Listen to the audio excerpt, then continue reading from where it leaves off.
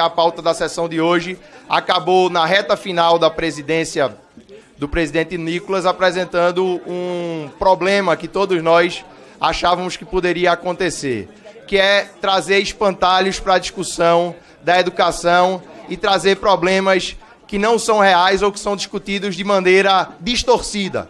E aqui vamos tratar desse problema que foi falado, por exemplo, da infância segura e sem pornografia. Todos nós defendemos uma infância segura e sem pornografia. O que a gente não entende é como em pleno século XXI existe um projeto de infância segura e sem pornografia que não fala diretamente da questão das redes sociais e da internet. Apresenta a questão da pornografia e da questão da infância segura como se o lugar mais perigoso para as pessoas estarem é numa sala de aula ou tendo acesso a questões fornecidas pelo Estado brasileiro, que isso é uma grande mentira. Basta ver aqui todos os dados em relação a isso. O Anuário da Segurança Pública, estupro de vulnerável, 65% dos estupros de vulnerável se dão dentro de casa e não na escola. A escola talvez seja um dos lugares mais seguros para a criança estar. A mesma coisa em relação ao acesso à pornografia. A gente tem um Estatuto da Criança e do Adolescente que fala até de VHS, aquelas salas que tinham, onde nas locadoras tinha a área de pornografia. Se fala, por exemplo, da questão de revistas, de exposição de revistas. E a gente não fala, por exemplo, de streaming no nosso Estatuto da Criança e do Adolescente, não fala de rede social no nosso Estatuto da Criança e do Adolescente, e esses mesmos que vêm aqui encher a boca, dizer que a esquerda é a favor de pornografia infantil, se furtam de fazer o debate sobre a pornografia na rede social, a pornografia no streaming, sobre o acesso da pornografia na internet, e todos os pais que estão aqui nos assistindo, esses sim sabem que o lugar mais perigoso para os estudantes e para as pessoas estarem não é na escola, não é o professor que apresenta a pornografia, não é o colega, muitas vezes é a rede social, é a internet, é a plataforma não regulamentada. Se quiserem fazer o debate sério, nós vamos fazer. Agora, criar espantalho aqui na Comissão de Educação, não contem conosco para fazer esse trabalho. Obrigado a todos. Hoje venho aqui apresentar este relatório a um projeto importantíssimo que dispõe sobre a inclusão de medidas de conscientização, prevenção e combate à erotização infantil nas escolas públicas do Brasil. Isso daqui não é um espantalho, porque, diferentemente dos verdadeiros criadores de espantalho, nós vamos falar sobre coisas reais. Primeiro, ninguém disse aqui que a escola é o local mais perigoso para uma criança. Isso aqui, sim, é um espantalho. O que nós estamos dizendo aqui é uma realidade, de que as escolas, infelizmente, e sim, por conta da esquerda, estão se tornando locais perigosos. E é inacreditável como que durante todos esses anos me parece que era a gente que estava na presidência da República, né? Nos últimos 20 anos. Não. A esquerda é responsável pelas terríveis índices educacionais, tantos nacionais quanto internacionais. E com relação à erotização, horas, me pudera, né?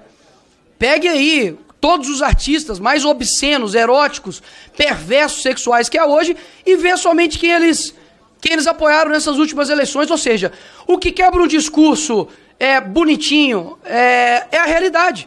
Eu não preciso me esforçar muito. Você vê aqui, ó, o Ministério dos Direitos Humanos e o governo federal fez uma 14ª mostra de cinema que mostrava simplesmente pornografia sendo mostrada na Escola Estadual Barão do Rio Branco para crianças e adolescentes. Isso aqui não é um espantalho ou um factóide, é uma realidade que acontece hoje na sala de aulas. Ou seja, combater isso é um dever nosso. E por que não? Agora, querer descredibilizar o trabalho de toda uma presidência durante todo um ano, dizendo que eu finalizo essa presidência com espantalho, horas, isso é, no mínimo, uma desonestidade retórica e intelectual. Até mesmo porque, se eu tivesse sido um pouco mais incisivo, pode ter certeza que eu teria roubado a pauta como muitos me acusaram que eu faria, mas não. Eu escutei coisa que a esquerda não escuta. Eu conversei coisa que a esquerda não conversa. Eu dialoguei como a esquerda não dialoga. E agora querer colar e taxar como se, nossa, agora está colocando um projeto que quebra todo o trabalho que for feito, horas. Me poupe. Me poupe porque em poucas comissões dessa casa, como essa Comissão de Educação, nós temos tido respeito com todas as ideias. Ministro da Educação veio aqui nessa casa e não teve um problema. Não teve uma manchete dizendo que a Comissão de Educação está sendo falha. Não, pelo contrário. temos mostrado trabalho, e esse projeto aqui, ele é sim importantíssimo. Agora, pergunta para um pai se ele quer colocar o filho dele numa escola cívico-militar ou numa escola pública ou outra qualquer. Mas nós vamos... Por que a garantia? Por que há uma garantia nisso? Ou seja, esse projeto é sim importante, fui citado e, portanto, mereço dar a resposta. Como demonstrado aqui, já que claramente outros deputados não leram, há uma preocupação clara também na parte do relator de deixar isso claro no âmbito das plataformas digitais. Nós sabemos que hoje basta você ter 2 olhos para poder ver a sexualização precoce, a erotização dentro das escolas, como o caso aqui que relatei. Houve outros casos também de professores trancando uma criança dentro de sala de aula e a beijando. E são diversos casos que utilizam-se, como se utilizou, Sargento Gonçalves, de um espantalho como 14º Festival de Cinema para poder propagar a erotização dentro das salas de aula.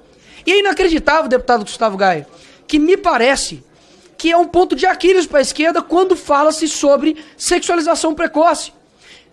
Quero recordar aos senhores de que quando houve a divulgação do filme O Som pela Liberdade, que tratava sobre os casos de tráfico sexual, sobre pedofilia, a esquerda, e posso falar aqui a esquerda porque de fato foi, fez campanha contra, colocando como conspiracionistas.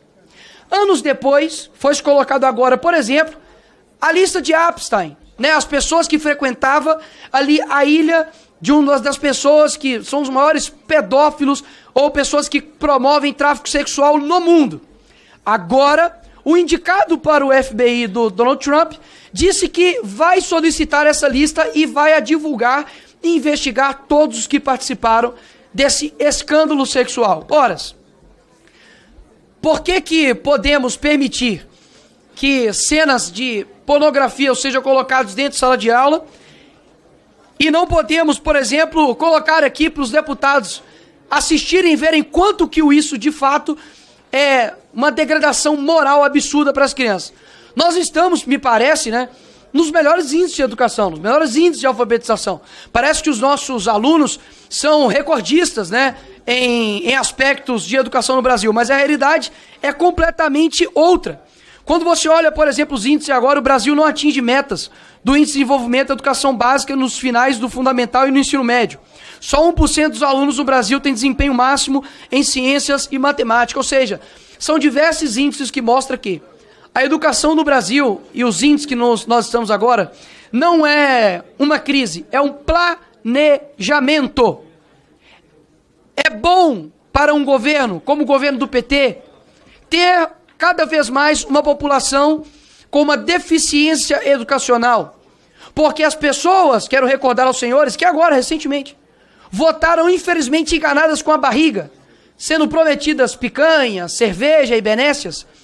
Essas mesmas pessoas, mais carentes e mais humildes, estão sofrendo na mão dos que têm poder. É um escárnio, assim, de um nível, isso aqui ultrapassa, tá, Sargento Gonçalves? A sua oposição direita, esquerda, centro, não importa. Enquanto nós temos gastos exorbitantes, por exemplo, com o judiciário, que custa o Congresso, por exemplo, mais do que a manutenção da monarquia britânica. Nós temos crianças que não têm um transporte público digno para ir para a escola. Nós temos que fazer isso aqui para que alunos do ensino técnico, por exemplo, recebam dinheiro, né, público para poder ter uma merenda. Nós temos que fazer isso aqui para poder as escolas terem estrutura educacional, seja um quadro, seja uma lousa, seja uma carteira, enfim. É simplesmente inacreditável como muitas das vezes nós estamos aqui, e eu compartilho do mesmo sentimento do deputado Gustavo Gaia quando nós estamos conversando, de que as coisas poderiam ser muito mais simples. Mas vejam, senhores, eu quero que vocês levantem aqui a realidade para ver quem de fato está contra os projetos bons para o nosso país. Porque, pelo que me parece, lutar, por exemplo, para que, como eu sugeri aqui no projeto, para poder acrescentar um dispositivo no ECA que diz o seguinte: promover a sexualização precoce de crianças e adolescentes nas dependências das instituições de ensino, públicas ou privadas, detenção 6 meses a 1 ano. Qual o pai que vai ser contrário a isso aqui? Me diga. o inacreditável. Eu não quero convencer você. Eu quero somente expor de que nós temos que fazer, basicamente, uma ginástica mental gigantesca para poder, de fato, provar que o céu é azul, que a grama é verde, enquanto um outro lado, minoritário, mas que faz bastante barulho, tenta nos convencer de que não. Esse projeto não é bom para você. Eu sei só o que é bom para você. Porque a esquerda, ela pega o monopólio da virtude para ela, você percebeu? Só o Lula sabe o que é bom pro Brasil. Só o PSOL sabe o que é bom pro Brasil. Só o PT sabe o que é bom pro seu filho. E olha onde nós estamos trilhando. Será que não é hora da gente reverter esse posicionamento? Para você aí que votou no Lula, que fez o L, eu confesso que a minha vontade é muito de mandar você fazer o L. Só que mesmo você que foi enganado, tá na hora de você abrir os olhos. Porque Einstein dizia o seguinte, olha, loucura, deputado professor Alcides, é fazer a mesma coisa esperando resultados diferentes. Eu quero trazer aqui pro Brasil. Sabe o que é loucura? É votar no PT todos os anos esperando um Brasil diferente. É inacreditável. Mas como que nós alteramos isso? Eu não subestimo a capacidade das pessoas compreenderem e entenderem a verdade. Eu sei que a mentira ela tem um poder, mas ela pode ser passageira esse poder. Ela pode enganar a poucos por algum tempo, ela pode enganar muitos por um breve tempo, mas ela não pode enganar todo mundo por muito tempo. Ou seja, eu quero estender um pouco aqui no meu tempo de fala de liderança, além de falar sobre o tema, sobre a relatoria do projeto que basicamente insere um artigo no Estatuto da Criança e do Adolescente para punir quem promove sexualização precoce para as crianças, para poder dizer que nós precisamos alterar o rumo desse país com seriedade, discutindo como adultos, e não somente porque várias pessoas estão infindadas, afundadas em ideologias, que elas não podem retroceder e escolher o que é melhor para o nosso país.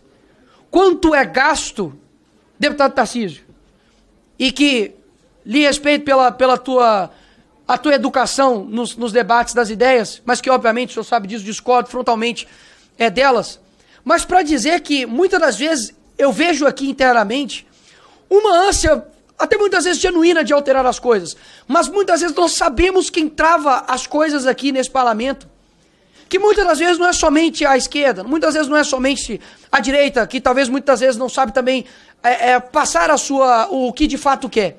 O que muitas das vezes atrapalha aqui esse parlamento são interesses escusos. Interesses escusos desanimam quem está querendo fazer o certo. Interesses escusos desanimam quem está aqui há muito tempo, fazendo um trabalho como passou o Marco Feliciano há anos. Que não era somente o deputado Jair Bolsonaro que lutava aqui, não. Deputado Marco Feliciano, Magno Malta, eram guerreiros aqui nessa casa. E que sabe, muitas vezes desanima, porque existem atores escondidos que literalmente ferram com a tua vida, brasileiro. E é isso que nós precisamos também combater. Temos honestidade, ter esperança nessa caramba chamada Brasil, de que existem pessoas honestas aqui. Existem pessoas genuínas aqui que querem mudar as coisas. Eu sempre falo, como Gaia, como Sargento Gonçalves, como Carla Zambelli que está aqui, pessoas, para poder concluir, presidente, pessoas com coração que querem fazer isso aqui dar certo, mas jamais vai dar certo se os fatores externos, como os eleitores, desistirem e acreditarem que isso aqui nunca vai dar nada. Eu realmente acredito na capacidade de diálogo, na capacidade da gente sermos combativos, de sermos propositivos, mas acima de tudo, de termos um compromisso com a verdade, porque eu não tenho dúvidas que só ela consegue combater a mentira. E essa era a minha fala. Obrigado, senhor presidente.